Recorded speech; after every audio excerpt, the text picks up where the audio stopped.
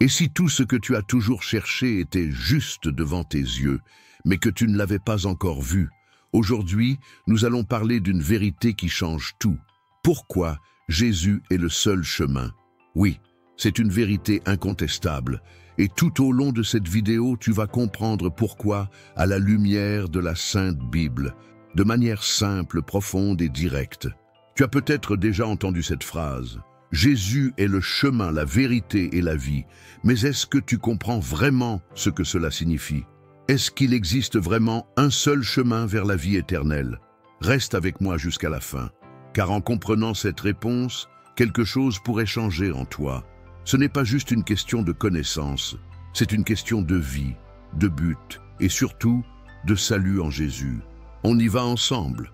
Depuis les temps les plus anciens, l'humanité cherche un sens. À un moment ou un autre, chacun de nous se pose les mêmes questions. Pourquoi suis-je ici? Où vais-je? Ce désir de réponse n'est pas un hasard, c'est le reflet du vide que seul Dieu peut combler. C'est comme si quelque chose, au fond de nous, savait qu'un chemin existe, même si nous ne l'avons pas encore trouvé. La Sainte Bible montre ce schéma dès le commencement. Dans le Jardin d'Éden, lorsque l'homme s'est éloigné de Dieu, a aussi commencé la quête pour le retrouver. Cette recherche ne s'est jamais arrêtée.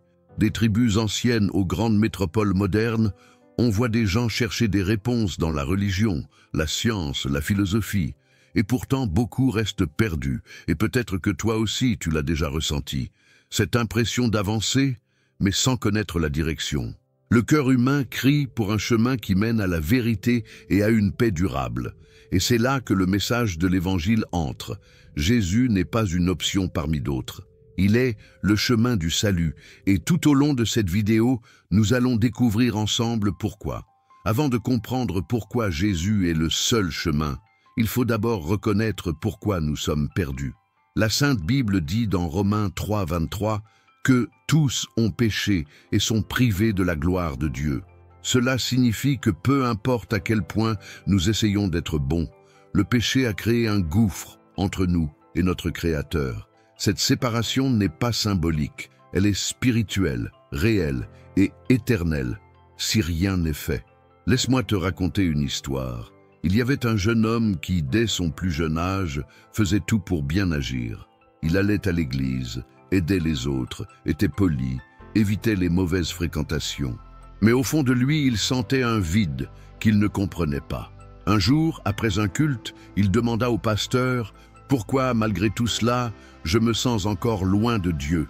Le pasteur lui répondit avec amour « Parce que les bonnes œuvres ne guérissent pas la blessure du péché. Seul le sang de Jésus peut le faire. » Ce jour-là, ce jeune homme comprit qu'il n'avait pas besoin de plus de religion. Il avait besoin de rédemption. Voilà notre réalité. Nous essayons de construire des ponts avec nos propres mains, mais aucun d'eux ne mène de l'autre côté. Le péché nous a séparés de Dieu, et seul un plan de salut parfait pouvait rétablir cette connexion. C'est pourquoi nous avons besoin de Jésus, le chemin, la vérité et la vie, car sans lui, il n'y a pas de pont sûr, pas d'accès au Père, pas de vie éternelle. Face au vide et à la séparation causée par le péché, l'humanité tente naturellement de retrouver le chemin vers Dieu. Mais bien souvent, ces tentatives suivent des sentiers créés par l'homme, comme si l'on pouvait atteindre le ciel par des échelles faites de logique, d'effort ou de religion. Cela peut sembler noble, mais au final, toutes ces tentatives échouent parce qu'elles ignorent le seul vrai chemin, le salut en Jésus. Religion, philosophie, bonnes actions, tout cela peut sembler être lumière, mais n'a pas le pouvoir de nous réconcilier avec le Créateur. Ésaïe 64, 6 dit que nos justices sont comme un vêtement souillé devant Dieu. Cela ne signifie pas que faire le bien n'a pas d'importance, mais qu'aucune bonté humaine ne peut payer la dette du péché. Le problème n'est pas l'effort, mais l'origine, l'homme essayant de résoudre ce que seul Dieu peut réparer. Combien vivent épuisés à force d'essayer d'être assez bons? Et si la véritable liberté consistait justement à cesser de tenter de mériter le salut et à faire confiance à celui qui a déjà payé le prix? Le pur évangile nous invite à cesser de courir après des raccourcis et à nous reposer en Christ, le seul chemin sûr vers la vie éternelle et la vérité de Dieu. Dieu n'a jamais laissé l'être humain sans espoir. Depuis la Genèse, il existait déjà un plan. Le plan de salut n'a pas été une réaction improvisée au péché, mais une promesse éternelle d'amour. La Sainte Bible regorge de prophéties qui annoncent un sauveur qui viendrait libérer son peuple, un chemin qui serait révélé au moment parfait, de la manière la plus extraordinaire possible. Dans Ésaïe 53, écrit des siècles avant la naissance de Christ, il est déjà parlé d'un serviteur souffrant, transpercé pour nos transgressions. Le psaume 22 décrit avec une précision bouleversante la souffrance de la croix. Chaque détail renforce la fidélité de Dieu à sa promesse. Il ne nous a pas laissés dans le noir. Le chemin était déjà annoncé, et il serait unique, clair et incontestable. D'ailleurs, si jusqu'ici ce message a du sens pour toi, profite de ce moment pour t'abonner à la chaîne et laisser un like. Cela m'aide à savoir si ce type de contenu t'édifie, et ainsi, je peux apporter plus de vidéos avec les vérités profondes de la foi chrétienne biblique. Mais revenons à l'essentiel, car le plus important est encore à venir. La révélation de Dieu n'était pas un concept, mais une personne, une promesse vivante qui prendrait forme, chair et histoire. Et c'est de cela que nous allons parler. La promesse s'est accomplie. Ce qui était annoncé par les prophètes devint une réalité sous les yeux de l'humanité. Jésus n'est pas venu comme une idée, mais comme une personne réelle qui a marché sur cette terre, vécu parmi nous et révélé le cœur du Père. Comme il est écrit en Jean 1,14, « Et la parole a été faite chair, et elle a habité parmi nous. » Le chemin du salut est enfin entré dans l'histoire. Il n'est pas venu avec gloire humaine, mais dans l'humilité.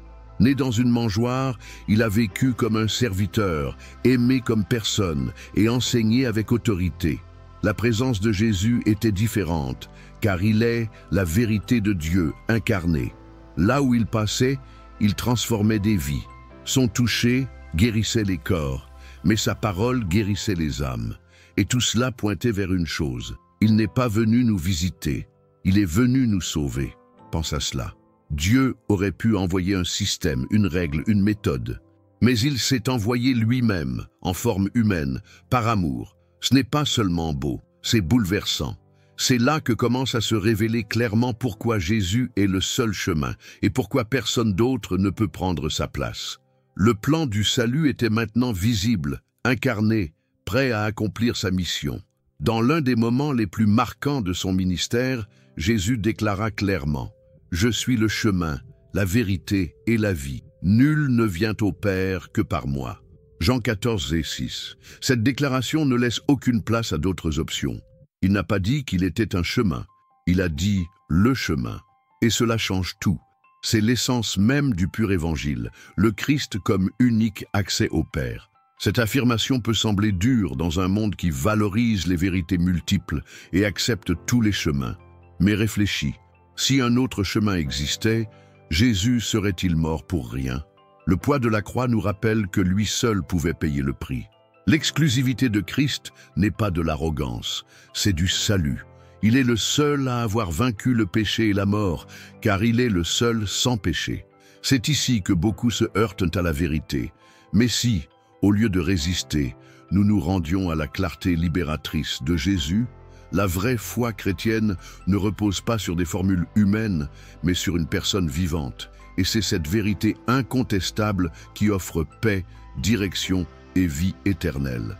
Quand on comprend cela, tout change. Car il n'y a pas de salut en dehors de lui, et il n'y a pas d'amour plus grand que le sien. C'est sur la croix que le chemin, autrefois bloqué par le péché, fut définitivement ouvert. Ce qui séparait l'homme de Dieu a été brisé lorsque Jésus s'est offert volontairement à notre place. Comme il est écrit dans Hébreux 10, 19, 20, nous avons pleine liberté pour entrer dans le lieu très saint grâce au sang de Jésus, par un chemin nouveau et vivant. La croix n'a pas été la fin, elle a été le commencement d'une nouvelle route vers l'éternité. Quand Jésus a déclaré « Tout est accompli », Jean 19, 30, quelque chose de prodigieux s'est produit. Le voile du temple s'est déchiré de haut en bas, symbolisant que l'accès à Dieu était désormais libre pour tous ceux qui croient. Plus besoin de sacrifices continus ni de médiateurs humains. Jésus est le médiateur parfait, le chemin direct vers le cœur du Père, sans détour, sans raccourci. Et si aujourd'hui tu te sens loin de Dieu, sache-le. Le chemin est toujours ouvert. La croix n'est pas qu'un événement du passé, c'est un pont vivant entre le ciel et toi.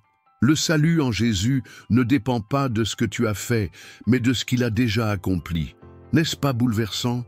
Le plan du salut est à portée d'une simple réponse de ton cœur. Alors maintenant, la question est simple mais profonde. Et toi, que vas-tu faire de cette vérité? Jésus n'a pas seulement ouvert le chemin, il t'invite à le suivre. Le message de l'Évangile est clair. Dieu t'aime et en Christ, il t'offre la vie éternelle. Mais ce cadeau ne devient réel que si tu l'acceptes de tout cœur. L'invitation est faite et la réponse t'appartient. Le christianisme biblique, ce n'est pas suivre des règles, c'est se rendre à une relation vivante avec Jésus. C'est croire qu'il est le seul chemin, faire confiance à la croix et choisir de vivre avec un but. Comme il est écrit en Romains 10:9, si tu confesses de ta bouche que Jésus est Seigneur, tu seras sauvé. Ce n'est pas compliqué, c'est la foi. C'est une décision et elle peut commencer maintenant. Alors, pourquoi attendre? Et si c'était ton moment pour dire oui au plan du salut, pour reconnaître que, dans un monde rempli de voies confuses, une seule conduit à la vraie paix, la voie de Jésus. Accepte l'invitation, donne-toi au pur évangile, marche avec Christ et découvre ce que signifie vivre réellement. Car le chemin est ouvert, il ne manque plus que ton premier pas. Si tu es arrivé jusqu'ici, c'est que ton cœur cherche plus que des réponses rapides. Il cherche la vérité de Dieu. Et cette vérité a un nom, Jésus-Christ. Il n'est pas juste un maître, un exemple ou un prophète. Il est Dieu fait homme, le seul capable de te reconnecter au Père, de te donner un nouveau départ, de transformer ton éternité. Jésus est le seul chemin et c'est une vérité incontestable.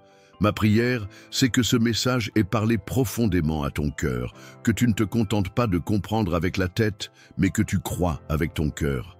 Que tu te rendes au chemin du salut, à l'amour qui a vaincu la croix, et qui aujourd'hui frappe à la porte de ton cœur. Et si quelque chose t'a touché aujourd'hui, partage-le en commentaire. Pourquoi ne pas faire ce pas et déclarer « Je choisis de suivre Jésus ». Cela pourrait bien être le début de tout. Si cette vidéo t'a béni, aime, abonne-toi à la chaîne et active la cloche. Cela nous aide à continuer à diffuser le pur évangile à plus de personnes. Envoie cette vidéo à quelqu'un qui a besoin d'entendre cette vérité. Parce que la vraie foi chrétienne ne se garde pas, elle se partage. Et souviens-toi, avec Jésus, tu n'es jamais perdu. Il est le bon chemin, la seule vérité biblique et la vie qui vaut la peine d'être vécue.